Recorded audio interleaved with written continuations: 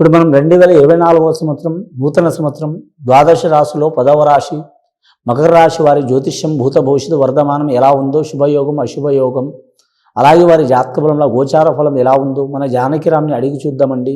జానకిరామ్ మకర రాశి వారి జాతకం ప్రయత్న యోగం, అనుకున్న పని జయం, అనుకున్న యోగ బలం, చదువు విద్య కళ్యాణం సంసారం సంతానం, చేసే పనిది వృత్తి విషయంది, ఆదాయ విషయంది, కుటుంబ విషయంది, ధన విషయంది చూడు.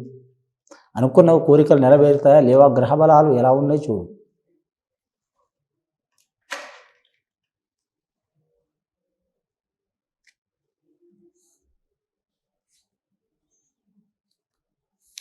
పరమేశ్వరుడు వచ్చిండు, యోగేశ్వరుడు వచ్చిండు, శివుడు వచ్చిండి వారి జాతక బలానికి, పరమశివుడు వచ్చిండు, ముఖ్యంగా ముక్కంటి దేవుడు వచ్చిండు మకర రాశి వారి జాతకానికి. సకల కళ వల్లభ కారకుడు శ్రీకృష్ణుడు వచ్చిండండి, మురళీకృష్ణుడు వచ్చిండు వారి జాతక బలంలా. అలాగే జ్యోతిష్యంలో చూడాలంటే దేవుళ్ళకి నాయకుడు వినాయకుడు వచ్చిండండి. ముఖ్యంగా మకర రాశి వారి జాతకంలో చూడాలంటే మాత్రం ముఖ్యంగా వారి పేరు మీద మాత్రం ఎల్నాటి శని ప్రభావం నడుస్తుందండి. లాస్ట్ ఘడియలో నడుస్తుంది.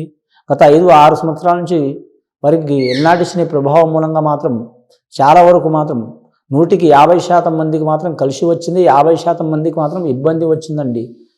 వారికి ఆదాయం 11, ఖర్చు 11 ఉందండి. సాయం చేసేది 4, నష్టం చేసేది 5.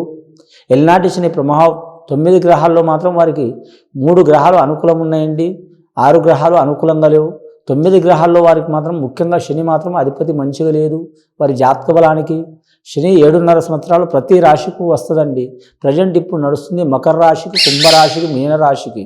ఇప్పుడు రాబోయే కాలంలో మేషరాశిలో కూడా వస్తుంది వారి జాతకానికి ఉగాది వరకు. కానీ మకర రాశి వారికి మాత్రం లాస్ట్ ఘడియలో ఉన్నదండి. లాస్ట్ ఘడి అంటే సంవత్సరం కానీ సంవత్సరంన్నర వరకు ఉండే అవకాశం ఉంటుంది. ఈ శనీశ్వరుడు మాత్రం 7.5 సంవత్సరాలు ఉంటుందండి ప్రతి ఒక్క రాశి వారి పేరు మీద. ఎల్నాటి శని ప్రభావం అంటారు, కంటక శని అంటారు. 2.5 సంవత్సరాలు పొంగుతుంది. ఫస్ట్ 2.5 సంవత్సరాలు ఎనలేని ఆశలు కల్పించి మాత్రం కింద పడేస్తుంది మనిషికి. కానీ 2 సంవత్సరాలు మాత్రం మంగు, 2.5 సంవత్సరాలు మంగు అంటే మతి భ్రమణ చేయటం. ఇలాంటి సంఘటనలు చాలా జరిగి ఉంటాయండి. గత జరిగిపోయింది ఏదో జరిగిపోయింది, కానీ వారి పేరు మీద మాత్రం ఎల్నాటి శని ప్రభావం ఉన్నందువలన ఆ పరమేశ్వరుని ఆరాధన చేయటం, విఘ్నేశ్వరుని ఆరాధన చేయటం, అలాగే మాత్రం నవగ్రహాల్లో మాత్రం నవగ్రహాన్ని పూజ చేసి శనేశ్వరునికి శాంతి చేయించడం చాలా మంచిది. సద్బ్రాహ్మణులతో శాంతి చేయించాలండి. వీలైతే మాత్రం మన తెలుగు రాష్ట్రాల్లో మాత్రం ఆంధ్రప్రదేశ్లో మాత్రం రాజమండ్రి ప్రాంతంలో మందపల్లి అనే గ్రామం ఉంది. అక్కడ శనేశ్వర ఆలయం ఉందండి. అక్కడ పూజ చేపిస్తే వారి మీద శని తొలగి మంచి జరిగే అవకాశం ఉంటుంది వారి జాతక బలానికి. అలాగే వీలు కాకుంటే మాత్రం మహారాష్ట్రలో మాత్రం శ్రీసింగణపూర్ అనే ప్రాంతం, షిరిడి ప్రాంతం దగ్గరలో అక్కడ పూజ చేపించినా చాలా వరకు శుభ ఫలితాలు కలుగుతాయండి. అలా చేయలేని శక్తి లేని వారు మాత్రం ఖచ్చితంగా మనం ఉండే గ్రామం కావచ్చు, ఊరు కావచ్చు, ప్రాంతం కావచ్చు, నవగ్రహాలతో పాటు శనేశ్వరుని మాత్రం తైలాభిషేకం చేయించడం చాలా మంచిదండి వారి పేరు మీద. తెలుపు వస్త్రం 1, 2వది మాత్రం బ్లాక్ వస్త్రం, నల్ల నువ్వులు, నల్లని వస్తువులతో పాటు మాత్రం పారే నీటిలో కానీ నదిలో కానీ విసర్జించడం వారి మీద శని దోష నివారణ అయ్యే అవకాశం ఉన్నదండి. కానీ అలాంటి భగవంతుడు కూడా వదిలిపెట్టలేదండి మన మానవుడు ఎంత. కానీ శని ఇచ్చినంత మంచి ఫలం ఎవరికి ఇవ్వదు, చెడు ఫలం కూడా ఎవరికి ఇవ్వదు. కాబట్టి ముఖ్యంగా వీరి జాతకంలో చూడాలంటే మాత్రం ఈ 2024వ సంవత్సరం వారికి చాలా వరకు మంచి జరిగే అవకాశం ఉన్నదండి వారి పేరు మీద. ఇతర గ్రహాలు మంచిగా ఉన్నాయి, గురుబలం రాహుబలం ఉంది వారి పేరు మీద. గృహం కట్టాలనుకునే వారికి, ఆపిన వారికి తప్పకుండా మంచి ఫలితాలు కలుగుతాయి. కానీ గవర్నమెంట్ ఉద్యోగస్తులకు చూడాలంటే మాత్రం ముఖ్యంగా వారి జాతకంలో ఐఏఎస్ రంగం వారికి, ఐపీఎస్ రంగం వారికి మాత్రం ఇబ్బందులు తప్పవండి, చిక్కులు వస్తాయి.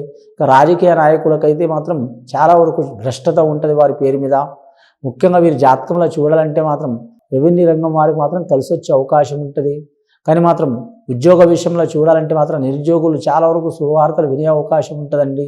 ముఖ్యంగా చేతి వృత్తి కళాకారులు కావచ్చు, కార్మికులు కావచ్చు, కార్మిక రంగం సంబంధించిన వారు కావచ్చు, చాలా వరకు మంచి ఫలితాలు కలిసి వస్తాయి. రియల్ ఎస్టేట్ రంగం వారికి కానీ కొన్ని ఇబ్బందులు తప్ప వీరి జాతకానికి.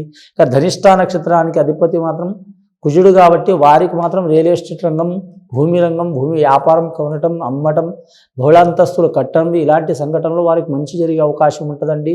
శ్రావణ నక్షత్రం వారికి మాత్రం వెంకటేశ్వర స్వామి నక్షత్రం అండి. వారి జాతకంలో మాత్రం కొద్దిగా ఇబ్బందికర యోగం ఉంటుంది కాబట్టి వారి మీద ఉన్న సంకట చిక్కులు వెళ్ళిపోవాలంటే మాత్రం ఆపద మొక్కులు వాడు ఆ ఏడుకొండల స్వామివారిని దర్శనం చేయించుకోవడం చాలా మంచిది. ఒకవేళ వారు ఏడుకొండల స్వామివారి మొక్కుబడి ఉంటే ఖచ్చితంగా వెళ్ళి రావాలండి. ఏ దేవుళ్ళకైనా మొక్కుబడి ఉంచుకోవాలి, కానీ వెంకటేశ్వర స్వామిది మొక్కుబడి ఉంచుకోవద్దండి. ఎందుకంటే మాత్రం మంచిది కాదు. ఆపద మొక్కుడు వాడు నిలుదోపిడి కారకుడు అంటారు ఆ స్వామిని. అంశబలం మంచిగా ఉంటుంది, కానీ మాత్రం ఆ స్వామికి దర్శనం చేస్తే నిత్య కళ్యాణం పచ్చతోరణం జరిగే అవకాశం ఉంటుంది వారి జాతక బలంలో.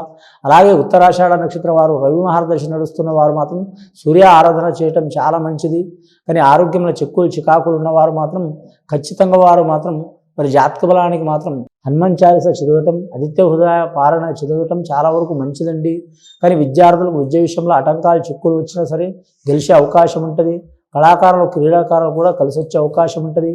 వివాహ విషయంలో ఆటంకాలు చిక్కులు చికాకులు వస్తాయి, అయినా సరే తొలగిపోయే అవకాశం ఉంది.